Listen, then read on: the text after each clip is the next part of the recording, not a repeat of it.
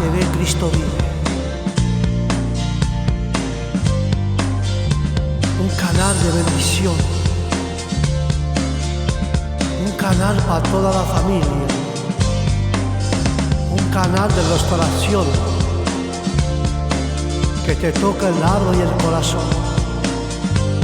En YouTube, canal TV Cristo Vive. Predicación, cultos en directo, enseñanza bíblica, estudio bíblico, alabanza, consejo pastoral.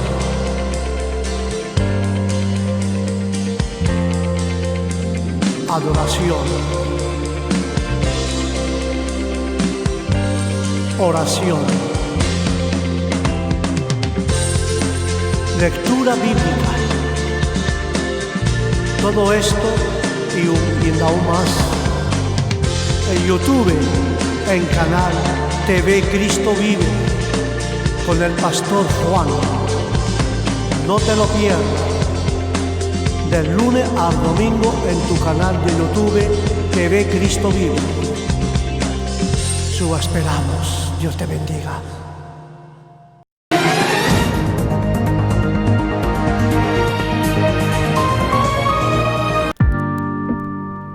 Gómez Studio Family présente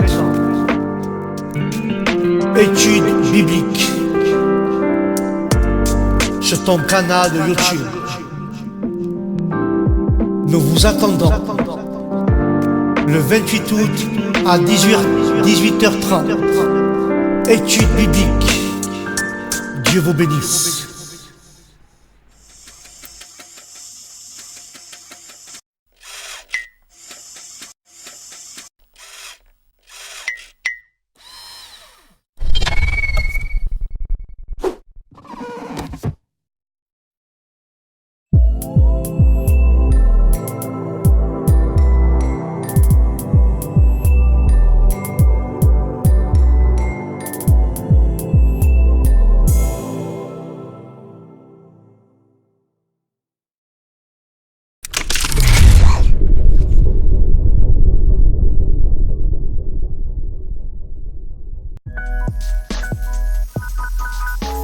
Études bibliques.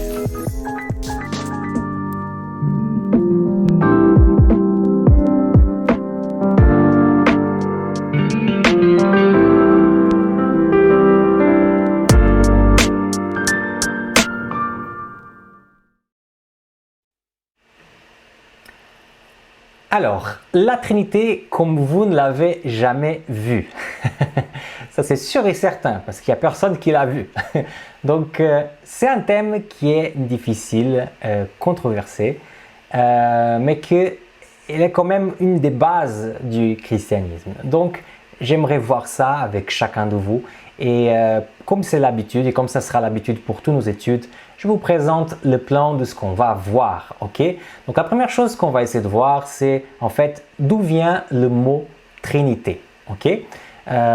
Aussi, j'aimerais voir avec vous quelques faux arguments que souvent des personnes qui sont pour la Trinité utilisent et qu'on ne devrait pas utiliser parce que ça ne tient pas la route, ok? C'est parce que quelque chose est vrai ou parce qu'on croit que tous les arguments fonctionnent, ok? Après, troisième chapitre, c'est les trois personnes de la Trinité, mais dans l'Ancien Testament. Okay, on va essayer de les voir tout d'abord dans l'Ancien Testament et puis on va les voir aussi dans le Nouveau Testament. Okay? Cinquièmement, quelques arguments qui sont juste logiques, ils se basent bien sûr sur la Bible, okay? Mais qui font surtout appel à notre logique. Okay? Et pour terminer, quelques illustrations qui nous aident à comprendre la Trinité. Donc c'est comme ça qu'on va essayer de voir, comme ça vous savez plus ou moins dans quel moment de l'étude on est. Et je vous dis à nouveau, si vous avez des questions, écrivez, moi je répondrai dès que possible. Ok? Première question, c'est d'où vient le mot Trinité? Si vous avez une concordance ou tout simplement si vous avez un logiciel sur Internet ou sur votre ordinateur pour chercher le mot Trinité sur la Bible, vous serez très étonné parce que le mot Trinité n'existe pas dans la Bible. Ok, ça c'est sûr. Le mot n'existe pas. Mais la question c'est, est-ce que s'il n'existe pas, ça vient d'où en fait? Où est-ce qu'on a inventé ce terme? En fait, ce terme a été inventé, le terme il a été inventé par un monsieur qui s'appelait Tertullien. C'est en fait un des pères d'église. Vous vous rappelez, on avait parlé de qu'est-ce que c'est les pères d'église. Jésus avait des disciples, mais les disciples avaient aussi des disciples. Et ces disciples, ils ont aussi eu des disciples. Donc, toutes ces personnes qui ont succédé aux apôtres, on appelle normalement les pères de l'église. Et Tertullien, c'était quelqu'un vraiment important à son époque. Il était l'évêque de Carthage, c'est la Tunisie aujourd'hui, c'était une ville très importante dans l'Empire romain, mais aussi une ville très importante pour le christianisme. Il y a même quelques pères d'église qui viennent spécifiquement de cette ville-là. Et lui, il habitait entre l'année 160 et l'année 220. Donc, il a été dans le 2e et le 3e siècle, comme nous, qu'on a été dans le 20e et le 21e siècle. Et pourquoi on parle de lui? Parce qu'en fait, c'est lui qui a inventé l'expression Trinitas en latin. Trois qui sont unis, c'est ce qu'il voulait dire Tertullien avec ça. Mais Tertullien avait aussi quand même une vision très précise de ce qu'était la Trinité pour lui. Et les amis, pour vous simplifier la tâche, moi j'ai lu qu'est-ce que Tertullien il a écrit, voilà, avec son vocabulaire et sa façon d'écrire du 1er et 2e siècle. Et j'ai synthétisé pour vous, pour que ça soit plus facile de comprendre comment il voyait cette Trinité. Okay? Donc, il croyait que le Père, le Fils et le Saint-Esprit étaient la même personne. Okay? Donc, ils ont une unité en substance. Donc, quelque part, pour lui, ils avaient la même substance. Qu'est-ce que ça veut dire? Bon, on ne peut pas lui poser la question aujourd'hui, on n'a pas son email. Mais pour Tertullien, il n'y avait pas des degrés ni des rapports de force entre eux. Ils étaient tous au même niveau d'importance et tous avaient le même pouvoir. Okay? Aussi, pour lui, ce qui est différent entre eux, c'est la forme. Et pour simplifier ça, les amis, je vous dis juste que dans la pensée de Tertullien, s'ils étaient les trois dans une salle, on pouvait voir un sur le canapé, un debout et l'autre à la table. Parce que selon lui, il avait des formes différentes, même s'ils sont la même personne. Compliqué, n'est-ce pas? Vous vous inquiétez, on va essayer de rendre ça le plus simple possible. Mais tout d'abord, essayons de démonter quelques faux arguments qu'on utilise souvent pour parler de la Trinité et qu'en fait, on ne devrait pas utiliser parce qu'ils ne sont pas des bons arguments. Okay? Ces faux arguments pour la Trinité, ce sont souvent des versets qu'on utilise hors du bon contexte. Okay? Et si vous prenez par exemple Genèse chapitre 1er verset 26, regardez ce qui est écrit. Dieu dit: faisons les humains à notre image, selon notre ressemblance, pour qu'ils dominent sur les poissons de la terre, la mer, sur les oiseaux du ciel, sur le bétail, sur toute la terre et sur tous les bestioles qui fourmillent sur la terre. Ah, regardez, faisons. Donc ils sont plusieurs. Dieu dit, faisons. Pour être un bon français, bon, même si je suis suspect pour parler de bon français, ça devrait être Dieu dit, j'ai fait les humains à mon image. Mais en fait, c'est écrit faisons. Okay? Il y a un autre texte qui va encore dans le même sens, toujours dans le début de la Genèse. L'Éternel Dieu dit: voici l'homme est venu comme l'un de nous pour la connaissance du bien et du mal. Empêchons-le maintenant d'avancer sa main, de prendre l'arbre de la vie, de manger et de vivre éternellement. Donc il y a beaucoup de personnes qui prennent ces arguments et disent: regardez, c'est le pluriel là. Donc nécessairement si on utilise le pluriel, c'est qu'ils sont plusieurs. Il ne peut pas être un seul. Et pour être honnête avec vous les amis, même moi par le passé, j'utilisais ces arguments parce que je n'avais pas la connaissance que j'ai aujourd'hui. Alors j'aimerais vous partager ce que j'ai découvert. En fait, les textes de la Genèse, il y a aussi, lorsqu'il y a la confusion des langues dans la tour de Babel, il était aussi écrit que le Seigneur est écrit comme ça: descendons et confondons la langue des peuples. Tout ça, c'est ce que les Juifs appellent le pluriel de majesté. C'est quoi le pluriel de majesté? En fait, ils considèrent que Dieu est tellement grand, tellement puissant, tellement insaisissable, tellement complexe qu'on ne peut pas le mettre dans un singulier, il faut le mettre dans un pluriel. D'ailleurs, le mot Elohim, qui est utilisé souvent en hébreu pour Dieu, c'est un nom au pluriel. Okay? Donc, le fait que les verbes qui accompagnent Dieu apparaissent au pluriel, ça ne veut rien dire par rapport à la nature de Dieu. Il faut mettre ça de côté, ça c'est un mauvais argument. Il y a aussi un autre argument encore plus farfelu, mais qui se base aussi sur la Bible. C'est l'argument de l'histoire d'Abraham dans la Genèse chapitre 18, versets 1er et 2. Regardez ce qui est écrit. Le Seigneur lui apparut au térébinthe de Manré alors qu'il était assis à l'entrée de sa tente pendant la chaleur du jour. Il leva les yeux et vit 3 hommes debout devant lui. Quand il les vit, il courut à leur rencontre depuis l'entrée de sa tente, se prosterna jusqu'à terre. Ah, regarde Samuel. Donc il y a 3 qui s'approchent et Abraham se prosterne devant eux. Et à nouveau les amis, se prosterner, ça peut être l'adoration de quelqu'un, mais ça peut juste être un acte de respect pour saluer quelqu'un dans le Moyen-Orient. Donc ça, c'est pas un bon argument. Et le fait qu'ils sont 3, c'est encore pire parce que si on continue à lire l'histoire, on voit qu'Abraham était bien seul, il y a les 3 qui s'approchent de lui, on est bien d'accord. Mais après, il y a les 2 qui vont partir et qui vont aller dans la ville de Sodome. Et quand on voit qu'ils arrivent à la ville de Sodome, on s'aperçoit qu'en fait, ces 2-là, c'est des anges. Et en fait, il y a un qui est resté à discuter avec Abraham, que c'était Dieu. Mais les autres 2, ils étaient que des anges, ils étaient peut-être des gardes du corps de Dieu, on ne sait rien. Mais c'est à nouveau un texte qu'il ne faut pas utiliser pour parler de la Trinité. Okay? Alors, où est-ce qu'on trouve cette idée de Trinité dans l'Ancien Testament? Okay? On va essayer de voir plusieurs versets. Bien sûr, je ne pourrais pas être très exhaustif les amis, mais je vous montre juste des versets qui ne sont pas utilisés souvent pour ça. Okay? Alors, premièrement, est-ce qu'on trouve les 3 personnes de la Trinité dans l'Ancien Testament? Bon, en tout cas, pour Dieu le Père, c'est assez facile. Il est assez souvent dans le texte. Il se présente même avec son prénom. Regardez, Moïse dit à Dieu, « Supposons que j'aille vers les Israélites et que je leur dise, « Le Dieu de vos pères m'a envoyé vers vous. » S'ils me demandent, « Quel est son nom ?» Que leur répondrai-je? Dieu dit à Moïse, « Je serai qui je serai. » Et il ajouta, « C'est ainsi que tu répondras aux Israélites, « Je serai. » m'a envoyé vers vous. Donc Dieu dit qu'il s'appelle « Je serai ». Si cela vous intéresse, regardez l'étude de la semaine prochaine. C'est par rapport à cette question-là et ça va donner certainement une réponse. Aujourd'hui, on est par rapport à la Trinité. On est en train de faire une étude par rapport à la Trinité. Donc, Dieu le Père, il existe dans l'Ancien Testament. Est-ce que le Saint-Esprit, il existe aussi? Oui, déjà au 2e verset, il est écrit que la terre était un chaos, elle était vide, il y avait des ténèbres au-dessus de l'abîme et le souffle de Dieu tournait au-dessus des eaux. Donc, même avant la création de la terre, il y avait déjà le Saint-Esprit. On est bien d'accord. Dieu était là, Dieu le Père, le Saint-Esprit était là. Mais alors, Jésus, est-ce qu'on peut le trouver dans l'Ancien Testament? Parce que si on ne peut pas trouver Jésus dans l'Ancien Testament, alors cette histoire de Trinité, ça tombe à l'eau, parce que ça ne peut pas être vrai. Okay? À la limite, on devrait parler d'une dualité, mais pas d'une Trinité. Alors, les amis, il y a déjà un personnage qui apparaît souvent dans l'Ancien Testament, dont son identité est un peu cachée, confuse. C'est l'ange de l'Éternel ou le messager du Seigneur, comme dit la NBS.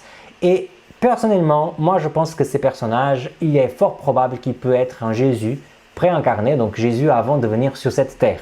Si vous voulez savoir plus par rapport à ça, il y a une étude qui a été faite par mon pote théologie, qui est l'ange de l'Éternel. Ça peut vous intéresser. Il faut juste taper ce titre sur YouTube et aller dans la vidéo et il fait toute une étude par rapport à ça.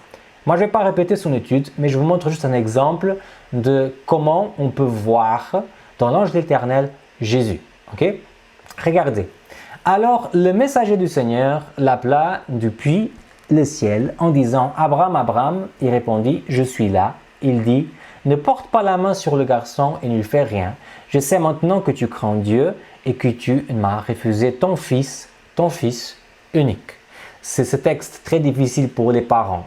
Lorsque Abraham va offrir Isaac un sacrifice, Dieu l'avait demandé de faire ça et lui obéit. Mais en fait, c'est intéressant parce que dans cette partie de l'histoire, celui qui parle, ce n'est pas Dieu, c'est un nouveau personnage dont la Bible appelle le messager du Seigneur. Et ce messager du Seigneur, cet ange de l'Éternel, on peut voir dans d'autres versets qu'il a une apparence d'être humain. En fait, les gens, quand ils le voient, ils ne l'identifient pas comme un ange tout de suite et souvent, ils pensent que c'est Dieu. Et ce qui arrive ici, c'est très intéressant parce que le texte dit que c'est l'ange de l'Éternel qui apparaît, mais Abraham dit, en fait, mais cet ange de l'Éternel dit, maintenant je peux savoir que tu me fais confiance, Abraham, parce que tu ne m'as pas refusé ton fils unique. Or, si on lit le chapitre 22, on voit que c'est au verset 1er et au 2e verset que c'est Dieu qui fait cette demande. Ce n'est pas un ange de l'Éternel, ce n'est pas un messager du Seigneur, c'est Dieu lui-même. Mais cette fois-ci, ça donne l'impression que c'est le messager du Seigneur ou l'ange de l'Éternel qui a demandé ça au début.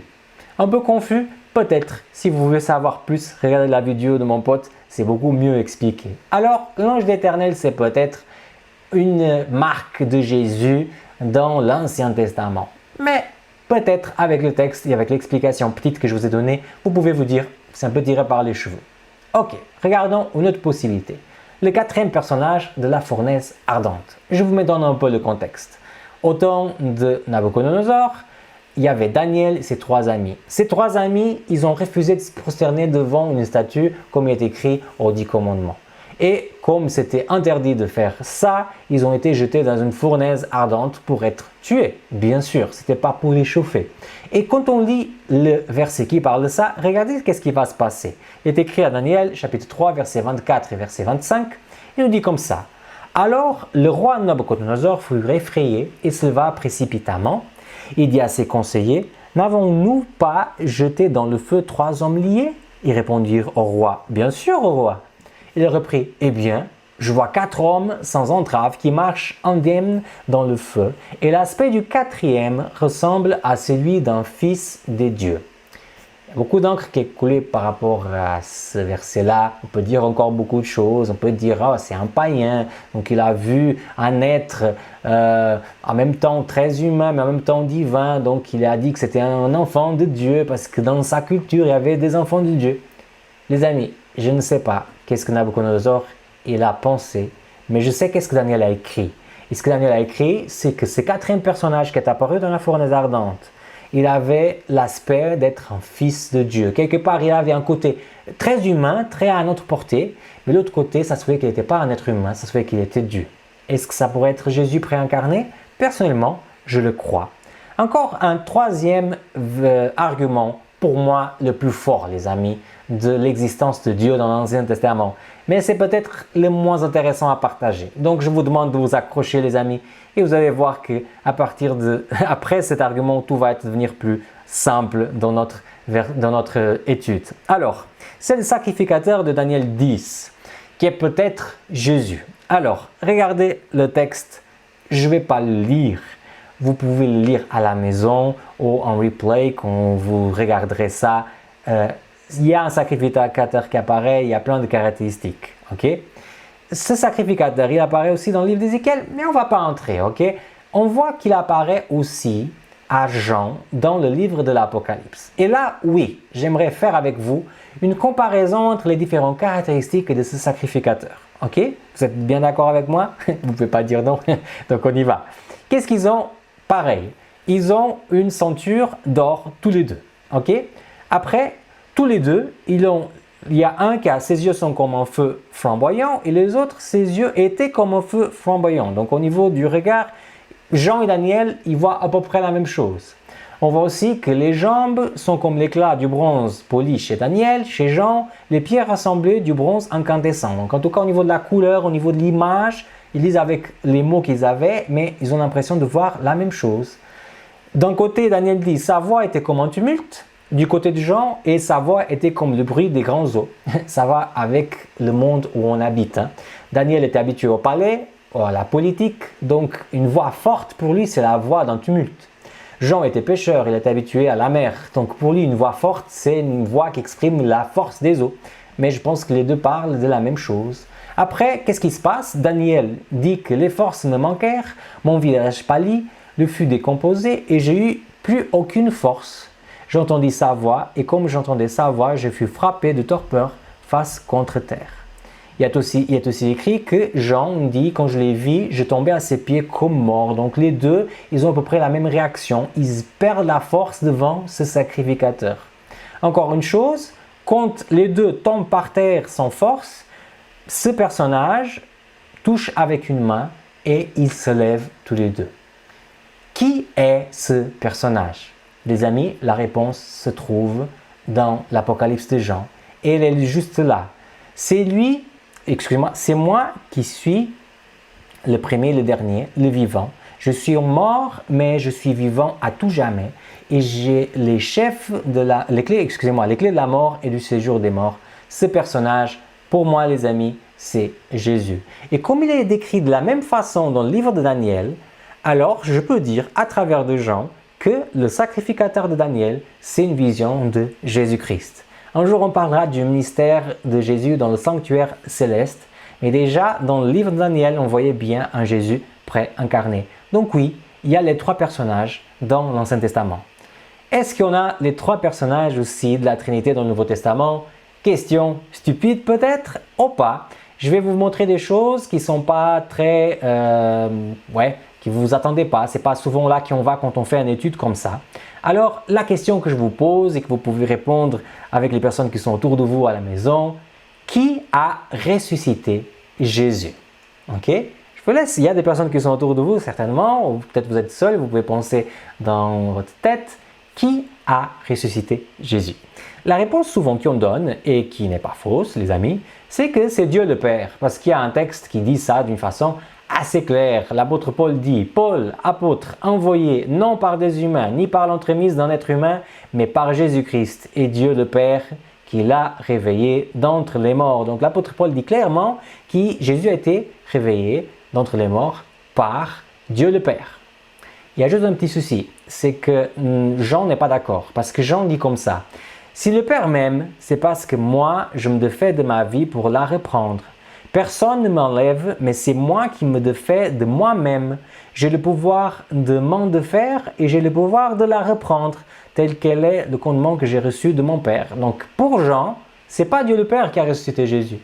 C'est Jésus qui a un pouvoir en lui de donner sa vie, donc se mettre dans les mains des personnes qui l'ont tué, mais aussi de reprendre sa vie, de revenir en vie par son propre pouvoir. Mais il y a un souci, parce que Paul, dans une autre lettre, n'est plus d'accord avec ce qu'il avait dit avant.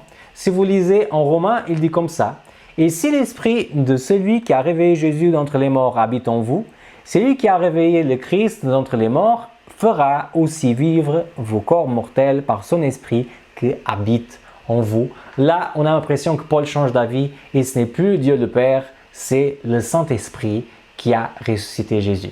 Les amis, et s'il y a quelqu'un qui regarde qui n'est pas pour la Trinité, on a juste 2 possibilités, les amis.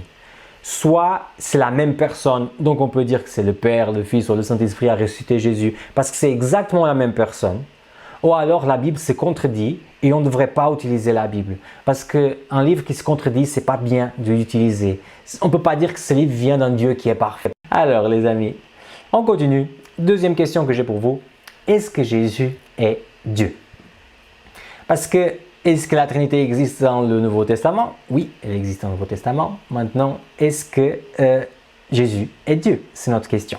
Alors, oui, il y a un texte qui dit ça de façon très claire. Philippe lui dit, « Seigneur, montre-nous le Père, et cela nous suffit. » Jésus lui dit, « Il y a si longtemps que je suis avec vous, et tu ne me connais pas, Philippe? Celui qui m'a vu a vu le Père. Comment peux-tu dire, toi, montre-nous le Père ?» Les amis, ce que FD, c'est clair comme l'eau. Hein? Okay? Jésus dit clairement à Philippe qu'il est Dieu. Mais il y a encore un autre verset que les choses sont écrites encore plus claires et nettes. Moi et le Père, nous sommes un. Jésus l'a dit. Et si vous voulez me dire qu'il est dans la pensée du Père ou qu'il essaie de vivre sa vie pour être comme le Père, les amis, ce n'est pas ce qui est écrit sur le verset. Le verset dit qu'ils sont la même personne. C'est comme ça que je le comprends, n'est-ce pas? Alors, il y a encore des autres versets. Si vous voulez voir à la maison, allez chercher encore ces versets. On voit bien que Jésus se présente comme en étant Dieu lui-même. Okay? Pour ceux qui ne savent pas, le prologue de Jean, c'est le premier chapitre du livre de Jean. Okay? Encore une autre question qui est souvent posée pour ça. Est-ce que le Saint-Esprit est une personne? Parce que souvent, la question pour la Trinité, ce qui fait souci avec la Trinité, c'est est-ce que Jésus est Dieu ou est-ce que le Saint-Esprit est une personne? Okay? Alors, oui, je pense qu'on pourra facilement trouver des arguments pour ça dans la parole. Alors, et on peut le voir ici. Et moi, je prierai le Père et il vous donnera un autre consolateur afin qu'il demeure éternellement avec vous. L'Esprit de vérité que le monde ne peut recevoir parce qu'il ne le voit point et il ne connaît point. Mais vous, vous le connaissez car il demeure avec vous et il sera en vous. Tout d'abord, c'est rigolo parce que dans ce texte, vous trouvez déjà les 3 personnages de la Trinité.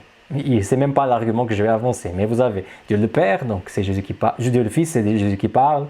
Dieu le Père, il est nommé là, et l'Esprit qui est aussi nommé. Mais c'est pas là que j'aimerais aller, les amis. J'aimerais aller dans une autre chose.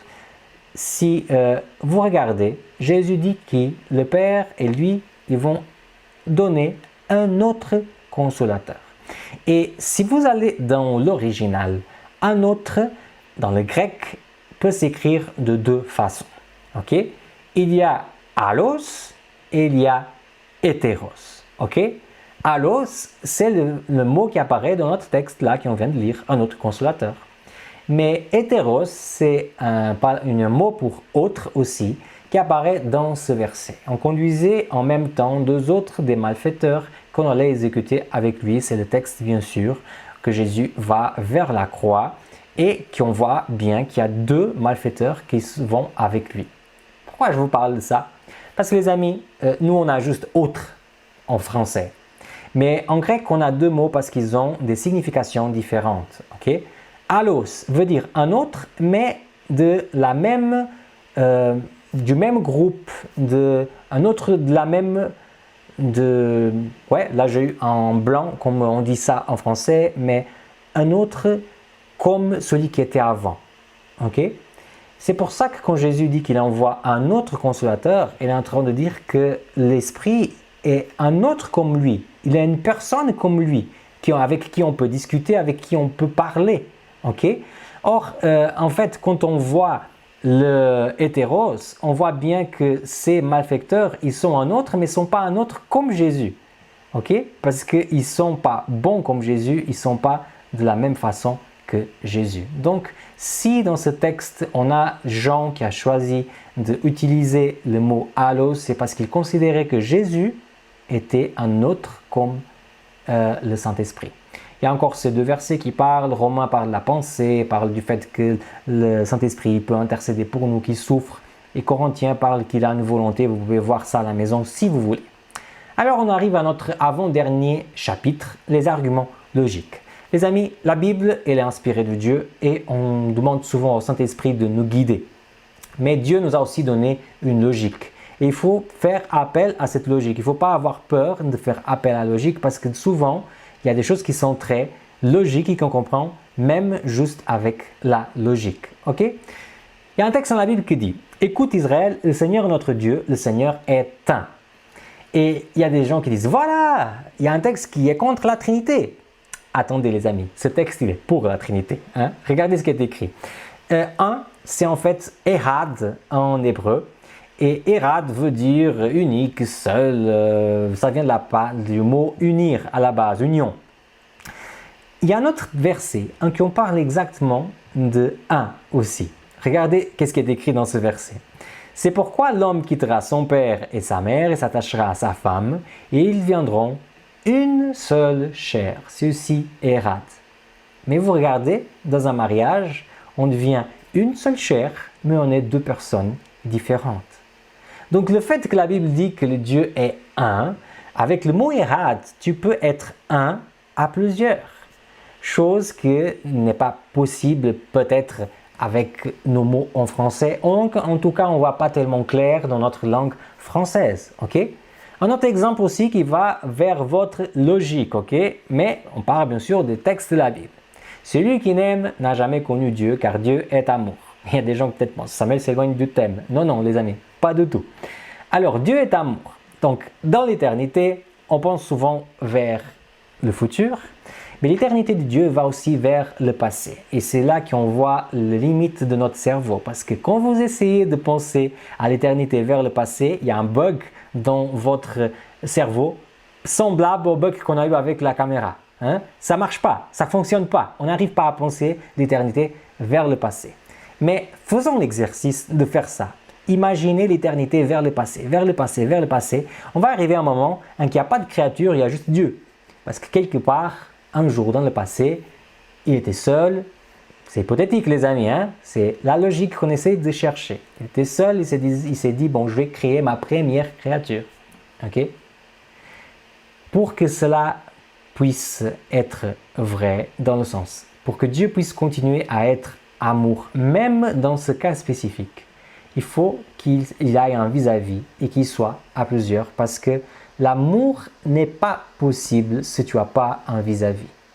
Donc si Dieu est amour, et si quelque part dans l'éternité passée, il a créé sa première créature, il doit avoir déjà un vis-à-vis éternel, sinon il ne peut pas être amour. Philosophique, n'est-ce pas? J'ai dit, c'est des arguments logiques. Alors, on avance vers notre dernier, et là, on ne va pas voir des versets, on fait juste appel à la logique à nouveau. Satan, il travaille beaucoup avec la contrefaction. Ok? Si vous prenez la Bible de la Genèse jusqu'à l'Apocalypse, vous allez voir que souvent, pour ne pas dire tout le temps, Satan essaye de faire contrefaction de Dieu. Ok?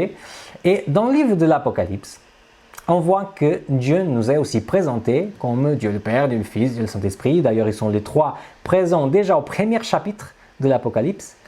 Mais on voit aussi que dans la contrefaction de Satan, telle qu'elle nous est présentée dans l'Apocalypse de Jean, on voit aussi une trinité maléfique. On voit le dragon qui remplace Dieu le Père. On voit l'Antichrist qui va justement contre le Christ. Et on voit le faux prophète qui va contre le Saint-Esprit. J'ai envie de dire, les amis, si vous ne croyez pas à la Trinité, vous êtes libre. Mais Satan, il croit bien. Parce qu'il essaye de faire contrefaction avec aussi une Trinité. Bon, il y a des gens qui peuvent dire « Ah, c'est un argument faible parce que c'est la façon que Dieu l'a inspiré Jean à expliquer. » D'accord, les amis. Il y a aussi une unité thématique au niveau de toute la Bible. Et là, on voit clairement que dans l'Apocalypse, Satan nous est présenté comme une contrefaction de Dieu en trois. Pas en quatre, pas en deux, pas un seul, trois. Alors, on laisse de côté la logique et on passe maintenant à quelques illustrations pour bien comprendre la Trinité. Alors, Dieu est comme l'eau. L'eau, en termes de symbole chimique, c'est H2O. Ok.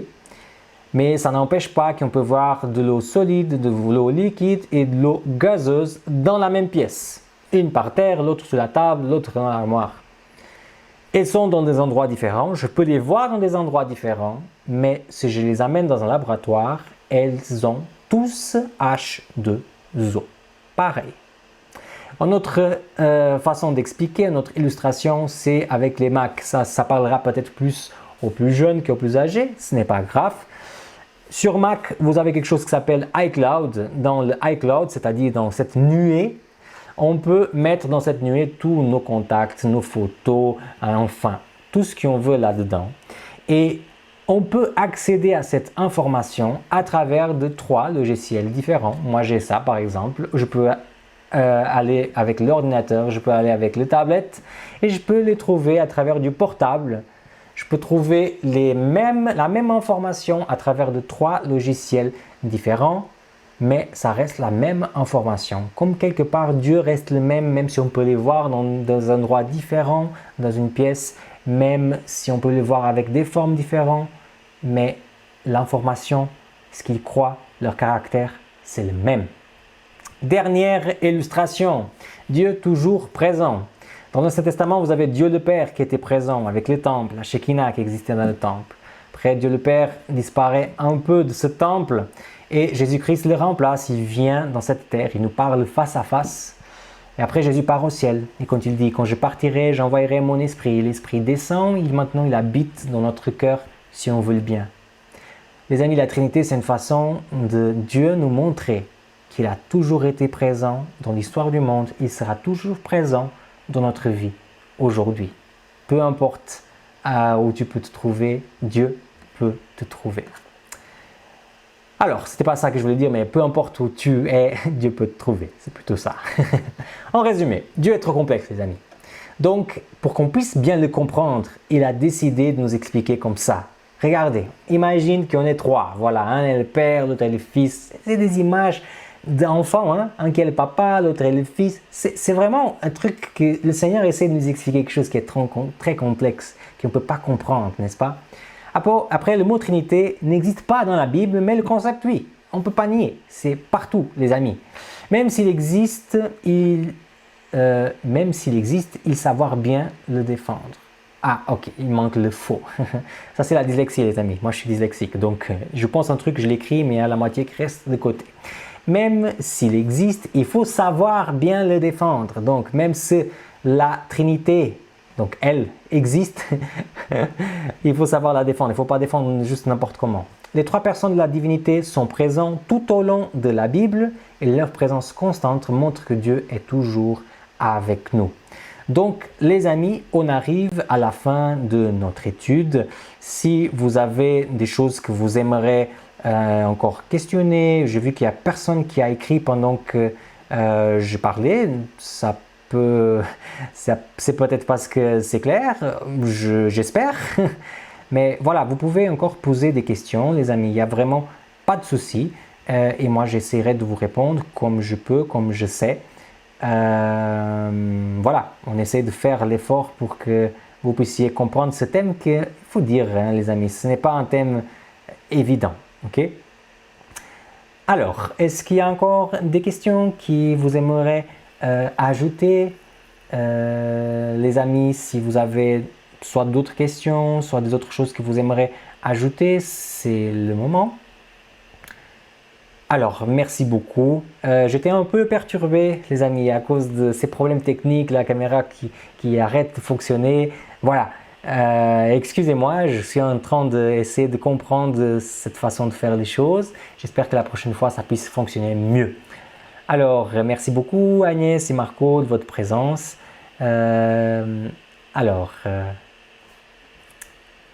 Voilà, s'il n'y a pas d'autres personnes, je tiens à vous demander de mettre un grand pouce en l'air, ok, liker cette vidéo.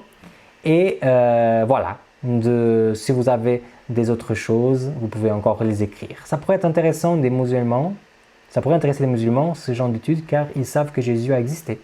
Oui, c'est une des personnes à qui cette étude pourrait bien servir, ça c'est sûr. Alors, c'est tout bon les amis. Alors, merci beaucoup de votre présence. La prochaine fois, on aura une étude. Il y aura le thème qui va apparaître à la fin, vraiment, quand je quitterai. Mais voilà, restez bien connectés parce que la semaine prochaine, on continuera avec ces études STEPS, les fondements de la foi chrétienne. Merci de ta présence.